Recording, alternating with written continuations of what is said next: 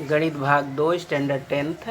Pythagoras का प्रमेय वृत्त निर्देशांक भूमिति त्रिकोणमिति में जो कृति है, जो मैथ्स 2 के प्रश्न पत्र के प्रश्न 2A और 3A में ऐसे लिखा रहेगा, कृति पूर्ण करो।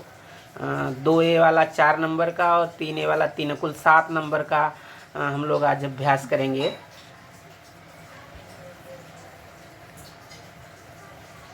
ये पाइथागोरस प्रमेय में जो है एक ही कृति है, उसको कृति नंबर 10 हम लिखे हैं। अब तक हम सब 9 कृति पढ़ चुके हैं पहले लेसन का। तो देखिए, यहाँ पे एक कृति पूर्ण करनी है। यहाँ एक समकोण त्रिभुज है, इसकी 2 भुजाएं समान माप की हैं और ये 90 अंश है। तो सामने वाला कर्ण हुआ, कर्ण करड़ी में 8 दिया है AC। ये 2 भुजाएं समान माप के है तो सामने के कोण भी समान माप के होंगे। तो जब एक 90 है तो दोनों का जोड़ 90 होगा तब, लेकिन दोनों समान है तो 45-45 के हुए। तो AB और यहाँ है AB बराबर BC। तो देखिए दोनों पे से सेम निशान है, तो यहाँ दत्त लिख देंगे। कोण BAC, A बीच में है, BAC तो 45 अंश अभी हम लोग ने देखा। और जो है ये 45 और 90 अंश माप वाला त्रिभुज है। तो ये जो समकोण बनाने वाली भुजाएं हैं वो कर्ण की 1/1 करड़ी में 2 गुनी होती हैं। चाहे AB का माप लिखो या BC का, 1/1 करड़ी में 2 गुणे कर्ण होता है। तो देखिए AB बराबर BC बराबर, तो यहाँ 1/1 करड़ी में 2। AC का मान या दिया है करड़ी में 8 लिख दिया, यहाँ भी 1/1 करड़ी में 2, यहाँ भी 1/1 करड़ी में 2। करड़ी में 2 से कट गया, यहाँ 2 आएगा।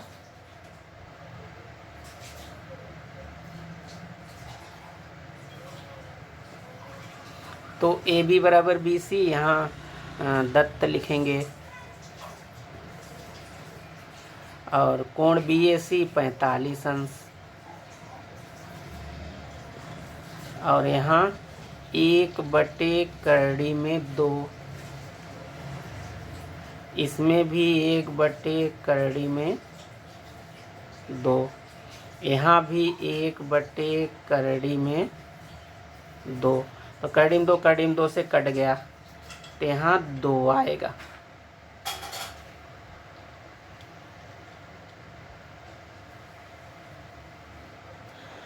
तो ये तीसरे वाले लेसन का है, इसको कृति नंबर 11 नाम दिया गया है। स्पर्श रेखाखंड का प्रमेय है। वृत्त के बाएं भाग में स्थित बिंदु से, या देखिए वृत्त है एक केंद्र वाला, उसके बाहर बिंदु D है, उस वृत्त पर खींचे गए स्पर्श रेखाखंड DP और DQ खींचे गए हैं, वे सर्वांगसम होते हैं। यानी सिद्ध करना है रेख DP सर्वांगसम रेख DQ।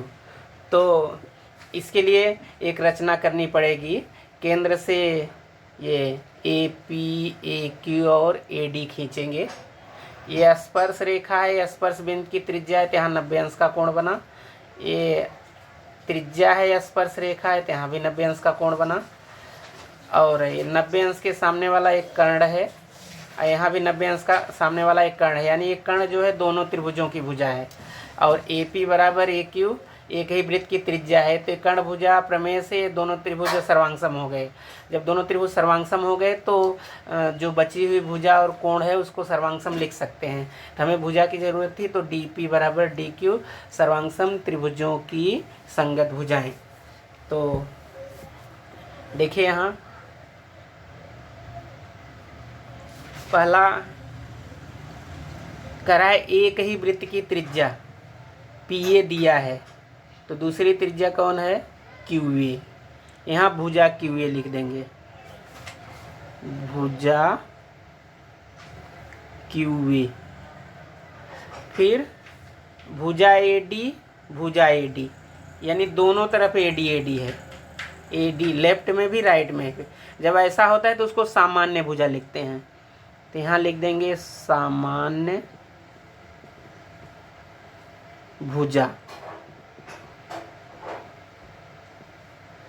अब ये दोनों त्रिभुज यहाँ सर्वांगसम दिखाया है, इसको कर्ण भुजा प्रमेय लिखेंगे। कर्ण भुजा प्रमेय। अब जब त्रिभुज जो है सर्वांगसम होते हैं तो भुजा लिखते हैं, तो उसको कारण लिखते हैं सर्वांगसम त्रिभुजों की संगत भुजाएं। सर्वांगसम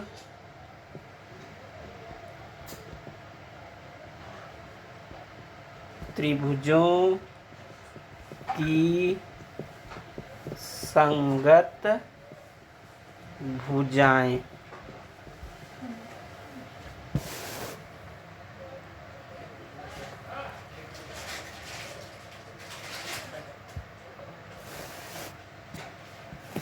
ये चक्री चतुर्भुज के सम्मुख कोण संपूरक होते हैं।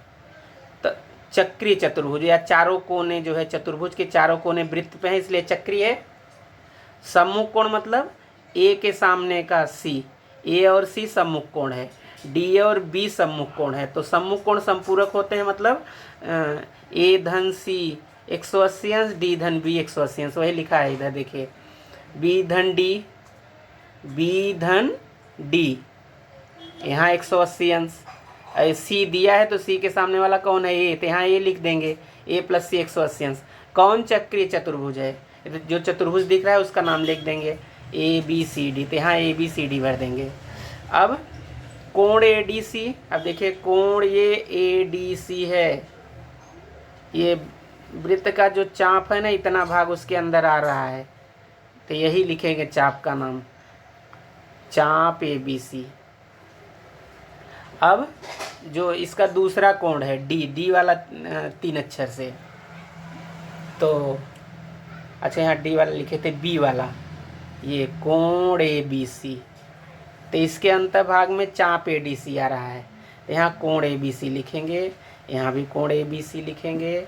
और ये देखिए फर्स्ट और सेकंड के लेफ्ट को लेफ्ट में जोड़ा है, ए डी सी लिख दिया है, तो यहाँ भी ए बी सी।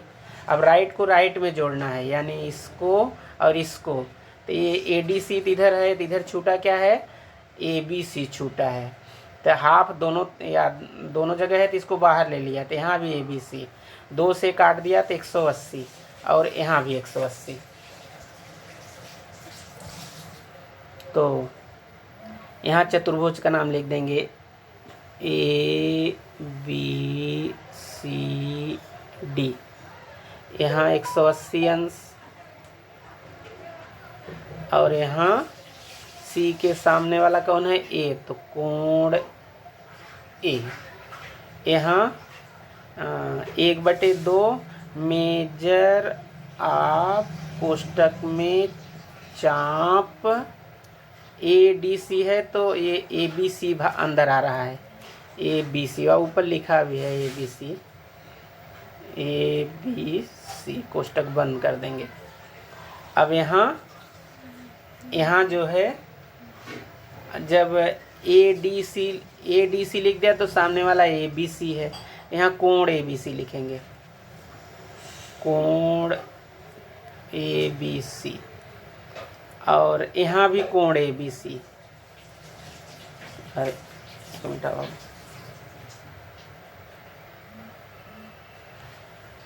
इस कोण ए बी सी, कोण ए बी सी। और देखिए यहाँ कारण लिखा है 1 और 2 से, तो यानी लेफ्ट को लेफ्ट में जोड़ेंगे, 1 का लेफ्ट ए डी सी और 2 का ए बी सी, तो ए डी सी लिखा है, हमें ए बी सी लिखना है, तो यहाँ भी ए बी सी, कोण ए बी सी, ये कोण है। और यहाँ चाप ए डी सी तो लिखा गया है, तो क्या बचा है, चाप ए बी सी, तो यहाँ लिख देंगे मेजर ऑफ, पहले यम लिखेंगे, फिर कोष्टक में चाप ए बी सी, इस जगह पे। तो देखें 1/2 बाहर ले लिया, तो फिर यहाँ भी वही मेजर ऑफ चाप A B C, major of चाप ए बी सी, तो ये 2 से काटेंगे 360 को तो 180 आएगा, 180 अंश, और नीचे वाले में भी 180 अंश, 180 अंश।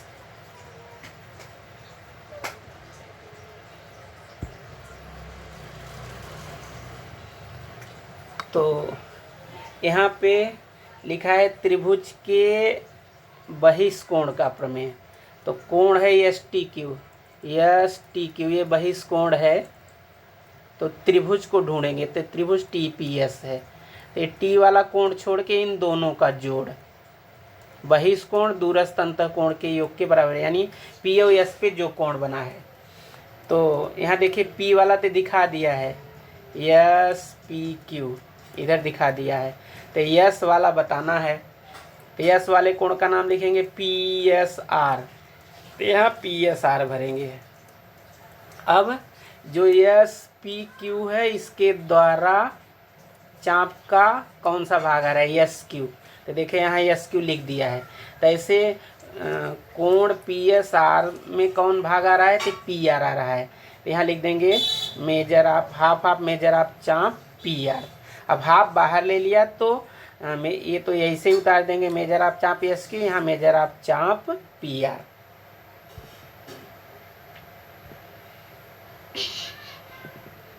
तो यहाँ पे लिख देंगे में कोण पी एस आर, कोण पी एस आर। और यहाँ लिखेंगे 1/2 मेजर ऑफ चाप पी आर। अब यहाँ हाफ बाहर ले लिया तो यहाँ क्या बचा, वही same to same major of चाप एस क्यू। और इसमें यही मेजर ऑफ दूसरे वाले खाली जगह में मेजर ऑफ चाप पी आर। पी इधर चाप पी आर है।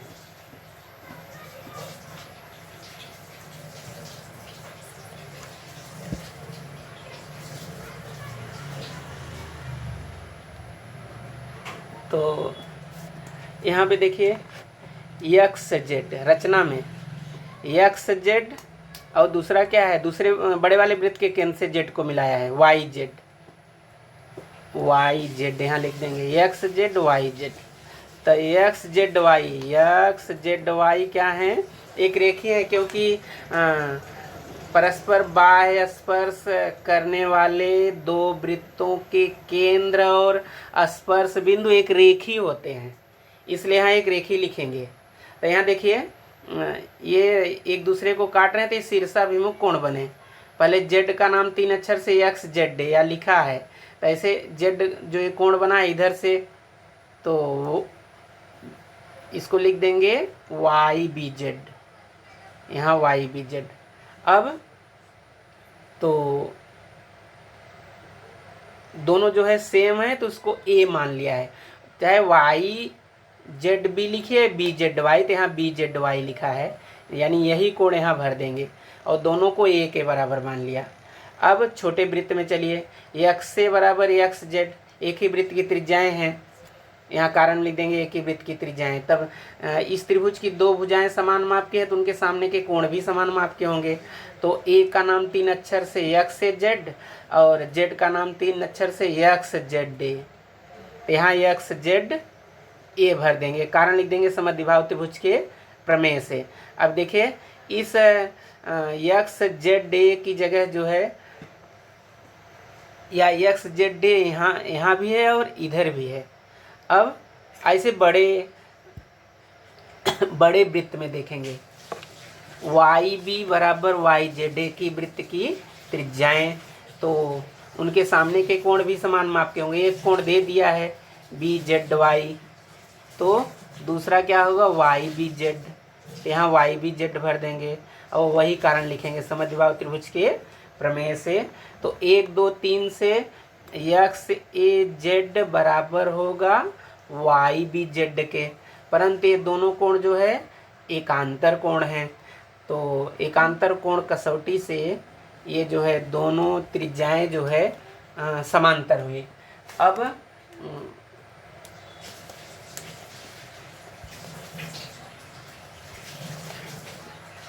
तो एक्स जेड खींचे, यहाँ वाई जेड लिख देंगे।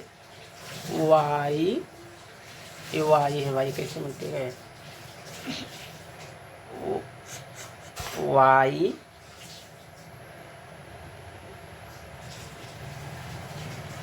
वाई जेड, और यहाँ एक रेखी भरेंगे, एक रेखी, और एक कोण लिखा है एक्स जेड वाई, दूसरा यही जो ए के बगल में है वही भरेंगे, यानी बी जेड वाई भर देंगे। कोण बी जेड वाई, और एक्स ए बराबर एक्स जेड, एक्स ए बराबर एक्स जेड, एक ही वृत्त की त्रिज्याएं यहाँ कारण में लिखेंगे। एक ही वृत्त की त्रिज्याएं,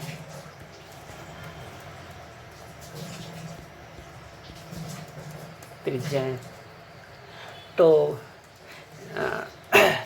एक्स से जेड, एक्स से जेड होगा एक्स जेड ए के, यहाँ कोण एक्स जेड ए भरेंगे, कोण एक्स जेड ए, कोण एक्स जेड ए, और वाई बी बराबर वाई जेड। अब ये तो यहाँ आ गया, वाई बी के आगे जो खाली जगह है वहाँ क्या भर देंगे, वाई जेड, और कारण लिखेंगे एक ही वृत्त की त्रिज्याएं, एक ही वृत्त की त्रिज्याएं। अब बी जेड वाई बराबर Y B Z, Y B Z, B Z Y, यहाँ कोण वाई बी जेड भरेंगे, और कारण ये लिख देंगे समद्विबाहु त्रिभुज के प्रमेय से, जो एक खाली जगह है यहाँ, इसके आगे क्या लिख देंगे, ये जो अंडरलाइन कर रहा हूँ, समद्विबाहु त्रिभुज के प्रमेय से। अब एक्स ए जेड बराबर वाई बी जेड, यहाँ कोण वाई बी जेड, और यहाँ क्या लिख देंगे, एकांतर कोण कसौटी, एकांतर कोण कसौटी।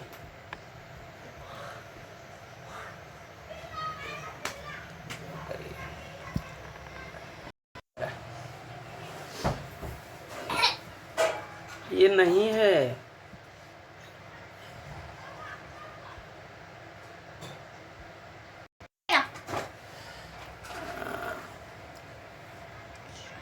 ई एफ जी यानी ये कोण, एफ जी एच यानी ये कोण, यहाँ दिया है ई एफ समांतर जी एच, तो ये तिर्यक रेखा हुई, तो ये दोनों एकांतर कोण हुए, तो इसमें भर देंगे एकांतर कोण। अब ये जो अब पहला वाला कोण लिए हैं ई एफ जी, अब ई एफ जी पे ऐसे हाथ फिरें, ई एफ जी, तो वृत्त का कितना भाग आया, चाप ई जी, हाफ मेजर ऑफ चाप ई जी। ऐसे जो दूसरा कोण है उसको देखेंगे, दूसरा कोण है एफ जी एच, तो वृत्त का जो चाप है कितना भाग आया, एफ से एच तक, हाफ मेजर ऑफ चाप एफ एच। तो ये दोनों लेफ्ट बराबर हैं, तो दोनों राइट बराबर हो जाएंगे, तो हाफ से कट गया, तो यहाँ मेजर ऑफ चाप ई जी तो दिया है, यहाँ मेजर ऑफ चाप एफ एच। तो जब चाप बराबर हो तो उनके संगत जीवा बराबर होती है, तो चाप ईजी था तो जीवा ईजी हुई, यहाँ लिखा है, और चाप एफ एच है तो उसके संगत जीवा एफ एच है। तो यहाँ लिखेंगे सर्वांग सम चापों की संगत जीवाएं। इसको तो यहाँ पे कारण लिख देंगे एकांतर कोण, एकांतर कोण। और यहाँ हाफ ऑफ मेजर ऑफ चाप ईजी, या है देखिए ईजी इधर, हाफ ऑफ मेजर ऑफ चाप ईजी और या ईजी। अब यहाँ एफ एच आएगा, हाफ ऑफ मेजर ऑफ चाप एफ एच। और ये हाफ से कट गया, लेफ्ट बराबर है 1 से, और हाफ से कट गया तो ईजी बराबर एफ एच। तो ईजी लिखा है तो यहाँ मेजर ऑफ चाप एफ एच। अब जब चाप सर्वांगसम है तो जीवा सर्वांगसम होती है, उसके कारण लिखते हैं सर्वांगसम चापों की संगत जीवाएं।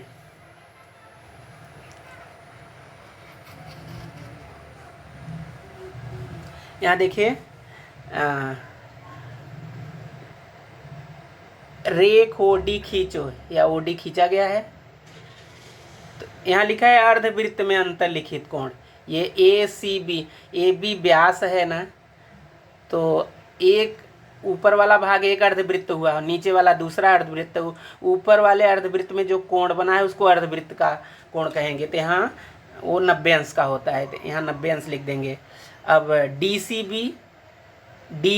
बी, तो ये यहाँ बता रहा है कि इस जो 90 अंश का कोण है ना, उसका सी डी समद्विभाजक है। समद्विभाजक मतलब 2 समान भाग में बटा, 90 वाला कोण 2 समान भाग में बटा, तो एक कोण यानी डी सी भी, इधर ये राइट वाला डी सी भी, तो 45 अंश होगा। तो मेजर ऑफ चाप डी बी, मेजर ऑफ चाप डी बी, तो ये किस कोण द्वारा अंतःखंडित हो रहा है? तो ये कोण है वही जो आधा कोण था 45 अंश वाला, कोण डी सी बी द्वारा अंतःखंडित चाप डी बी है। तो कोण डी सी बी बराबर हाफ मेजर ऑफ चाप डी बी, हाफ वाला जो है 45 से गुणा हो जाएगा, तो यहाँ 90 हो जाएगा। अब कोण डी ओ बी, कोण डी ओ बी, तो ये चाप डी बी जो है लघु चाप है, तो एक केंद्र पे जो कोण बनेगा उसके बराबर होगा, या ये कहिए लघु चाप का संगत जो है, लघु चाप के संगत जो केंद्रीय कोण होता है उस लघु चाप के माप के बराबर होता है। जब इसका माप 90 है तो ये भी 90 आएगा, तो यहाँ 90 भर देंगे। और ओ ए बराबर ओ बी, देख रहे हैं ओ ए बराबर ओ बी, एक ही वृत्त की त्रिज्याएं। तो यहाँ 90 है और ओ ए बराबर ओ बी, तो आप कहेंगे कि ओ डी ए बी की क्या है, लंब समद्विभाजक है। तो कोण ए सी बी 90 अंश, कोण ए सी बी 90 अंश, और कोण डी सी बी 45 अंश, और मेजर ऑफ चाप डी बी 90 अंश, कोण डी ओ बी 90 अंश, 90 अंश। ओ ए बराबर ओ बी, एक ही वृत्त की त्रिज्याएं, एक ही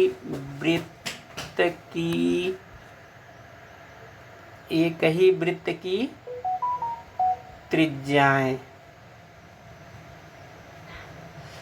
ओ ए रेख ए बी की लंब समद्विभाजक, लंब समद्विभाजक।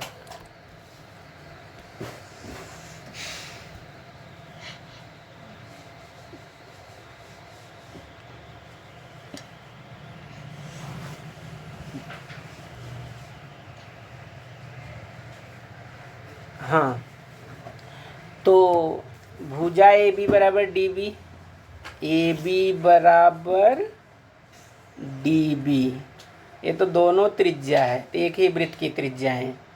अब दूसरा भुजा बी सी बराबर भुजा वी, इसके लिए भी एक ही वृत्त की त्रिज्याएं, तो ये दोनों कोण बराबर हैं या दिया है, तो दो भुजा है उसके बीच का कोण, दो भुजा है इसके भुजा बीच का कोण, तो भू को भू कसौटी से दोनों त्रिभुज सर्वांग सम, यहाँ लिखेंगे भू को भू।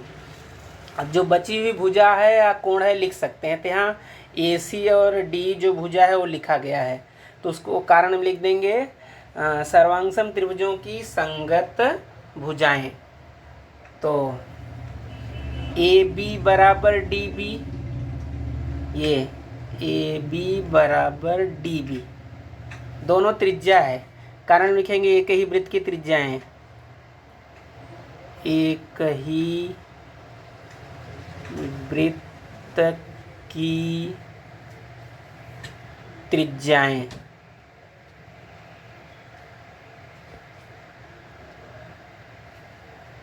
एक ही वृत्त की त्रिज्याएं। और अब ये वाला भुजा लिख देंगे बी सी और बी, यहाँ पहले वाले में क्या भर देंगे बी सी, यहाँ बी सी, यहाँ बी, और इसमें वही ऊपर वाला ही भर देंगे, एक ही वृत्त की त्रिज्या इस खाली जगह में, एक ही वृत्त की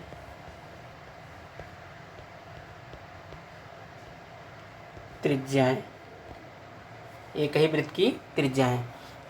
यहाँ कारण में लिख देंगे, इसके कारण में सर्वांग समता की, अभी एक कोण आया ना ए बी सी, या ए बी सी और दूसरा है डी बी, यानी ये कोण, तो कारण लिखेंगे इस वाले कारण में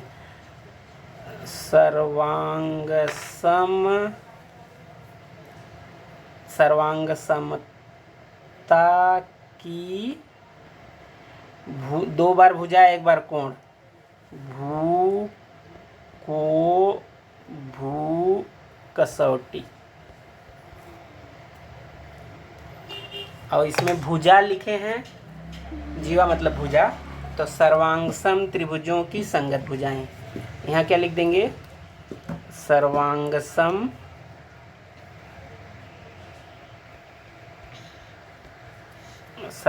सम त्रिभुजों की संगत भुजाएं।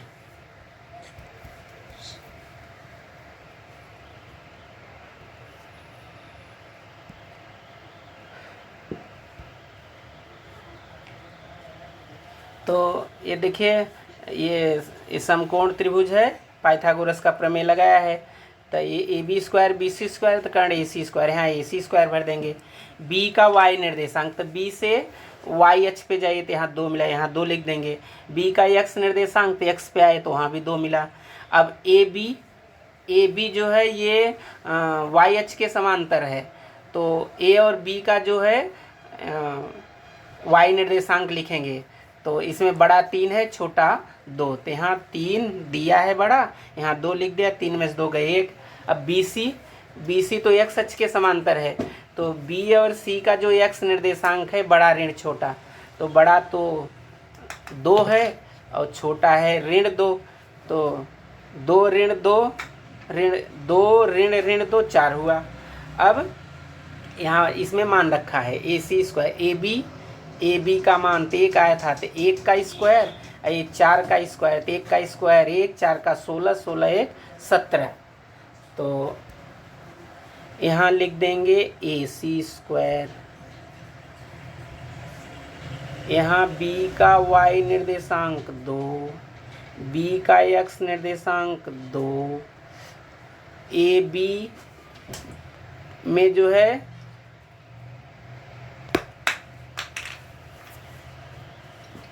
तो ए जो है बड़ा निर्देशांक है, बी छोटा, तो बड़ा 3 छोटा 2 घटाएंगे तो 1। BC में बड़ा 2 है और छोटा है ऋण 2, तो ये 4 हो गया।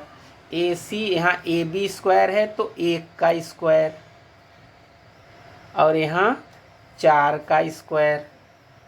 1 का स्क्वायर 1, 4 का 16, 1 का 1, 4 का 16, तो 16 1 17, यहाँ 17 भर देंगे। ये आपको नहीं लिखना है ये।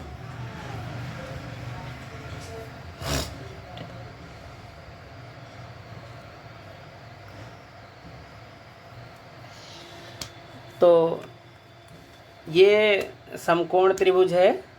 जब ये कोण 90 अंश के सामने वाला कर्ण होता है और इसके सामने वाला सम्मुख भुजा, जो एक बचा है संलग्न भुजा, तो साइन को होता है सम्मुख भुजा बटे कर्ण, तो यहाँ सम्मुख और कर्ण, तो सम्मुख AB कर्ण AC।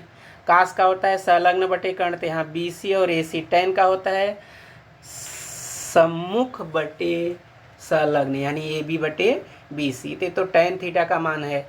और ये sine theta cos 90 minus theta, cos 90 minus theta, यहाँ इसका मान काट थीटा होता है, तो टैन थीटा गुणे काट थीटा बराबर 1। यहाँ भी 1। साइन 30 अंश का मान 1/2, कास 30 अंश का करड़ी में 3/2, टैन 30 का 1 करड़ी में 3, साइन 60 अंश का करड़ी में 3/2, कास 45 का 1 करड़ी में 2, टैन 45 का 1। तो ध्यान देंगे 90 अंश के सामने वाले को कर्ण, जब ये कोण C वाला ले रहे हैं तो बंद करेंगे तो ये सम्मुख हुआ, सम्मुख भुजा, और जो एक बचा है ये संलग्न भुजा हुई, संलग्न भुजा।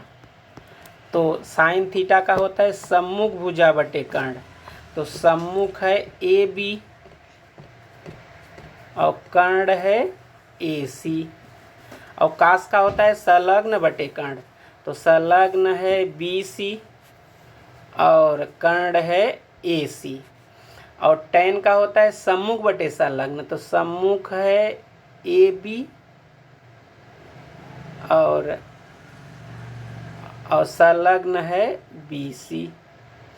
अब साइन थीटा बटे कास थीटा एक टैन का सूत्र है, टैन थीटा, और साइन थीटा बराबर होता है कास 90 माइनस थीटा, और कास थीटा बराबर होता है साइन 90 माइनस थीटा। इसका मान काट होगा, टैन गुणे काट बराबर 1, साइन स्क्वायर थीटा धन कास स्क्वायर थीटा बराबर 1, साइन 30 अंश का मान 1/2, यहाँ 2 लिखेंगे, और कास 30 अंश का करड़ी में 3/2, यानी ऊपर करड़ी में 3 नीचे 2, टैन 30 अंश का 1/करड़ी में 3, यानी ऊपर 1 नीचे करड़ी में 3, साइन 60 अंश का मान करड़ी में 3 ऊपर और नीचे 2, कास 45 का 1/करड़ी में 2, और टैन 45 अंश का मान 1।